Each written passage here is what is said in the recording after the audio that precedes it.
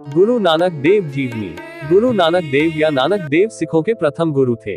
गुरु नानक देव जी का प्रकाश जन्म 15 अप्रैल 1469 वैशाख सुदी 3 संवत 1526 विक्रमी में तलवंडी रायभोय नामक स्थान पर हुआ। सुविधा की दृष्टि से गुरु नानक का प्रकाश उत्सव कार्तिक पूर्णिमा को मनाया जाता है। तलवंडी अब ननकाना साहिब के नाम से जाना जाता है। तलवंडी पाकिस्तान के लाहौर जिले से 30 मील दक्षिण पश्चिम में स्थित है। बचपन में ही गुरु नानक जी अपने आत्मा के अंधकार को पहचानने लगे थे। वे ध्यान और तपस्या में रत रहते थे और आसमानी ब्रह्म ज्ञान की खोज में लगे रहते थे। एक दिन उन्हें एक अद्भुत अनुभव हुआ, जिसमें उन्हें एक अद्वितीय आत्मा की अद्वितीयता का अनुभव हुआ। इस अनुभव के बाद गुरु नानक जी को लोगों को एकता, सांत्वना और प्रेम का सिखाने का दृष्टिकोण मिला। गुरु नानक जी ने समाज को धार्मिक और सामाजिक सुधार की दिशा में प्रेरित किया। उन्होंने जातिवाद, 4 वर्ण समाज और अन्य विभिन्न अनैतिक प्रथाओं के खिलाफ बोला और लिखा। गुरु नानक जी ने एक समर्थ समाज और एकता की बनावट का सिद्धांत प्रस्तुत किया और उन्होंने सिख धर्म की शुरुआत की। गुरु नानक जी की शिक्षाएं अपने समय के लिए अत्यंत प्रगठन के साथ थीं। उनके उपदेशों में समाज सेवा और ईश्वर के प्रति प्रेम का महत्वपूर्ण स्थान था। उन्होंने बताया कि सभी मानव समाज के समान हैं और उन्हें समान अधिकार और सुरक्षा मिलनी चाहिए। गुरु नानक जी का सिख धर्म के अनुयायियों के लिए एक नया धार्मिक सिद्धांत था, जिसमें एकता, इंसानियत, सेवा और समर्पण की महत्वपूर्ण बातें शामिल थीं। गुरु नानक जी ने अपने प्रशिक्षण के दौरान एक साधुभाव और अद्वितीय गुरुत्व का अनुभव किया और उन्होंने इस अनुभव को अपने अनुयायियों के साथ साझा किया। गुरु नानक जी का समय अपने शिष्य अंगद देव के साथ विशेष रूप से महत्वपूर्ण था। गुरु नानक जी ने अंगद देव को अपने उत्तराधिकारी और दूसरे गुरु के रूप में चुना, जिससे सिख धर्म की साधना को स्थायी रूप से स्थापित किया गया। गुरु नानक जी के उपदेशों और ग्रंथ साहिब के माध्यम से सिख धर्म ने अपने अनुयायियों को आत्मिक और सामाजिक मार्गदर्शन प्रदान किया। उनकी शिक्षाएं आज भी सिख समुदाय के लोगों के जीवन में महत्वपूर्ण स्थान रखती हैं और उन्हें एक सशक्त और एकत्रित समाज की दिशा में प्रेरित करती है। गुरु नानक जी का जीवन समर्पित भक्ति, सेवा और समर्पण के लिए एक उदाहरण है। उनकी शिक्षाएं हमें ये सिखाती हैं कि एक सच्चे साधु का अर्थ विश्वास रखे आत्मा के अंधकार के लिए सेवा करता है। गुरु नानक जी का जीवन और उनकी शिक्षाएं हमें ये अरदास करके चलिए गुरु माड़े धर्म किसी विशेष धर्म का अनुयायी हो, बल्कि असली धर्म ये है कि हम ईश्वर की सेवा, सभी मानवता की सेवा और सच्चे प्रेम के माध्यम से अपने आत्मा को पहचाने और उसे स्थायी सुख और शांति की प्राप्ति का मार्ग दें। गुरु नानक जी का जीवन चरित्र हमें ये सिखाता है कि हमें अपने जीवन में ईश्वर के प्रति विश्वास रखना चाहिए और सभी मानवों के साथ न्याय, शांति और सहानुभूति का आदान प्रदान करना चाहिए। उनके अनुयायियों को उनकी शिक्षाओं को अपने जीवन में अमल में लाने के लिए प्रेरित करना चाहिए, ताकि हम सभी एक सशक्त, सामाजिक और धार्मिक समाज की दिशा में काम कर सकें। गुरु नानक जी का जीवन एक प्रेरणा स्रोत है, जो हमें ये बताता है कि एक सिद्ध आत्मा कैसे अपने जीवन को एक सर्वोत्तम और सीधे मार्ग पर ले जा सकती है। उनका संदेश हमें ये सिखाता है कि सभी मानव समाज के सदस्यों को एक दूसरे के प्रति समर्थन और सहानुभूति का अभिवादन करना चाहिए, ताकि हम सभी एक समृद्ध और समृद्धि भरा समाज बना सके। गुरु नानक जी ने एक यात्रा की, जिसमें उन्होंने विभिन्न स्थानों का दौरा किया और लोगों से मिलकर उनके सिद्धांतों को समझा। उनकी यह यात्रा उनके जीवन में एक महत्वपूर्ण टर्निंग पॉइंट थी, जिसमें उन्होंने समाज की समस्याओं और जनता के दुखों को देखा और उन्हें दूर करने के लिए एक नया दिशा निर्देश प्रदान किया। गुरु नानक जी ने समाज में सामाजिक और आर्थिक असमानता के खिलाफ खुलकर आवाज उठाई। उन्होंने जातिवाद, कस्तीवाद और धर्मांतर बाधितता के खिलाफ उठाए आवाज को बढ़ावा दिया और एक एकसा भारत की स्थापना के लिए आगे बढ़ा। उनके उपदेशों में अहिंसा, सच्चाई और सर्वधर्म समभाव की बातें थीं, जो उनके अनुयायियों को एक मेलजोल और भाईचारे की भावना में बांध दी। गुरु नानक जी ने एक समृद्ध और समृद्ध समाज की स्थापना के लिए अपना पूरा जीवन समर्पित किया। उनका धर्म का सिद्धांत एकता, समरसता और सेवा की भावना पर आधारित था। उन्होंने सिख धर्म की स्थापना की, जो बाद में सिख धर्म कहलाया। गुरु नानक जी ने पहले सिख गुरु के रूप में अपने चेले लहिरी जी को चुना, जो बाद में गुरु अंगद देव जी बने। उनके बाद गुरु नानक जी ने अपने जीवन के अंत तक अपने 2 बेटों गुरु अंगद देव जी और गुरु अमरदास जी को सिख गुरु के रूप में चुना और सिख समुदाय को एक मजबूत आधार प्रदान किया। उनकी शिक्षाएं और उपदेशों ने लाखों लोगों को एक नए दिशा की ओर प्रवृत्त किया और समाज में सुधार के लिए मार्गदर्शन किया। गुरु नानक जी का जीवन एक उदाहरण है कि कैसे एक व्यक्ति अपने विचार और क्रियाओं से समाज को परिवर्तित कर सकता है।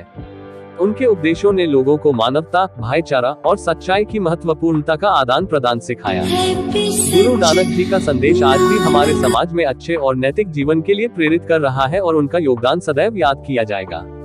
धार्मिक कट्टरता के वातावरण में उदित गुरु नानक ने धर्म को उदारता की एक नई परिभाषा दी।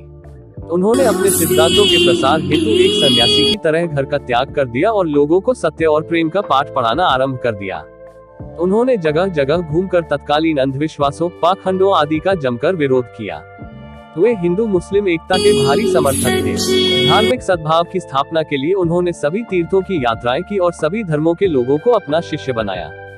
उन्होंने हिंदू धर्म और इस्लाम दोनों की मूल एवं सर्वोत्तम शिक्षाओं को सम्मिश्रित करके एक नए धर्म की स्थापना की, जिसके मिलाधर थे प्रेम और समानता। यही बाद में सिख धर्म कहलाया। भारत में अपने ज्ञान की ज्योति जलाने के बाद उन्होंने मक्का मदीना की यात्रा की और वहां के निवासी भी उनसे अत्यंत प्रभावित हुए। 25 वर्ष के भ्रमण के पश्चात नानक करतारपुर में बस गए और वहीं रहकर उपदेश देने लगे। उनकी वाणी आज भी गुरु ग्रंथ साहिब में संग्रहीत है।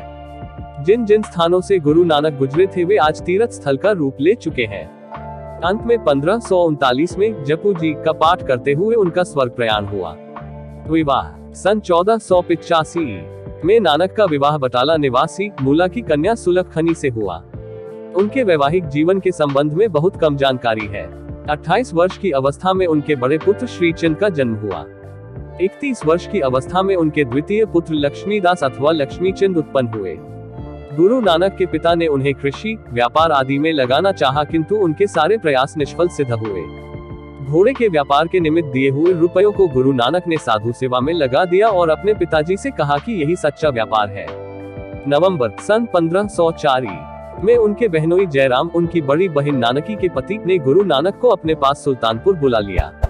नवंबर 1504 से अक्टूबर 1507 तक वे सुल्तानपुर में ही रहे। अपने बहनोई जयराम के प्रयास से वे सुल्तानपुर के गवर्नर दौलत खां के यहाँ मादी रख लिए गए। उन्होंने अपना कार्य अत्यंत ईमानदारी से पूरा किया।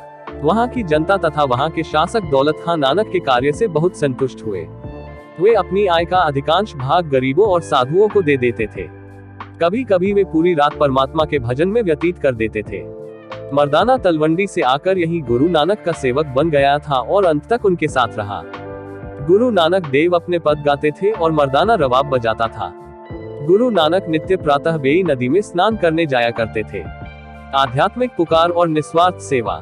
राय बुल्लर ने सबसे पहले गुरु नानक की दिव्यता को समझा और उससे खुश होकर नानक को पाठशाला में रखा। नानक के गुरु उसकी आध्यात्मिक काव्य रचनाओं को सुनकर चकित रह गए। जब नानक को हिंदू धर्म के पवित्र जनेऊ समारोह से गुजरने की बारी आई तो उन्होंने उसमें भाग लेने से मना कर दिया। उन्होंने कहा कि उनका जनेऊ दया, संतोष, संयम से बंधा और सत्य का बुना होगा, जो ना जल सकेगा, ना मिट्टी में मिल सकेगा, ना खो पाएगा और ना कभी घिसेगा। गुरु नानक के इसके बाद जाति प्रथा का विरोध किया और मूर्ति पूजा में भाग लेने से भी मना कर दिया। नानक देव के पिता कालू ने सोचा कि उनके पुत्र के आध्यात्मिक तरीके उसको लापरवाह बना रहे हैं, तो उन्होंने नानक को व्यापार के धंधे में लगा दिया। नानक के व्यापारी बनकर कमाई के फायदे से भूखों को भोजन खिलाना शुरू कर दिया। तभी से लंगर का इतिहास शुरू हुआ था। इससे पहले जब पहली बार नानक को व्यापार के लिए उनके पिता ने भेजा तो उनको 20 रुपए देकर इन पैसों से फायदा कमाने को कहा। रास्ते में उनको साधुओं और गरीब लोगों का समूह मिला तो उन्होंने उन पैसों से उनके लिए भोजन और कपड़ों की व्यवस्था की। नानक जब घर खाली हाथ लौटे तो उनके पिता ने उनको सजा दी। पहली बार गुरु नानक देव ने निस्वार्थ सेवा को असली लाभ बताया। इसी वजह से लंगर के मूलभूत सिद्धांतों का उद्गम हुआ। 10 सिद्धांत। गुरु नानक देव जी ने अपने अनुयायियों को जीवन के 10 सिद्धांत दिए थे।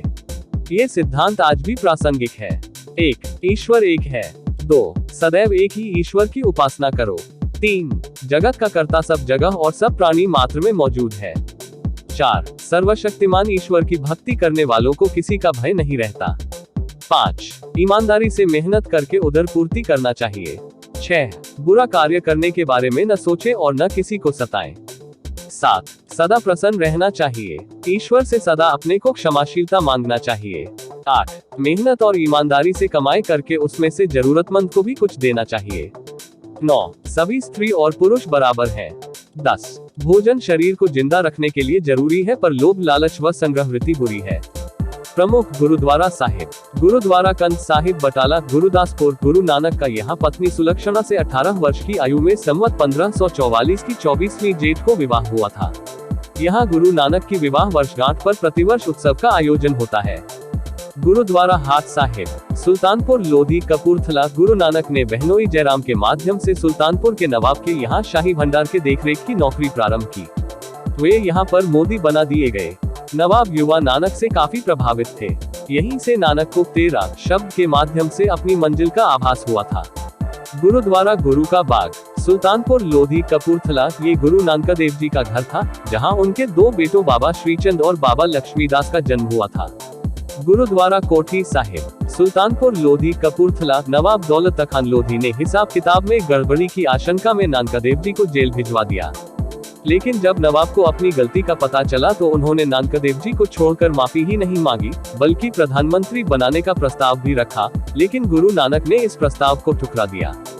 गुरुद्वारा बेर साहिब सुल्तानपुर लोधी कपूरथला। जब एक बार गुरु नानक अपने सखा मर्दाना के साथ वैन नदी के किनारे बैठे थे तो अचानक उन्होंने नदी में डुबकी लगा दी और 3 दिनों तक लापता हो गए, जहां पर कि उन्होंने ईश्वर से साक्षात्कार किया। सभी लोग उन्हें डूबा हुआ समझ रहे थे, लेकिन वे वापस लौटे तो उन्होंने कहा एक ओंकार सत्यनाम। गुरु नानक ने वहां एक बेर का बीज बोया, जो आज बहुत बड़ा वृक्ष बन चुका है।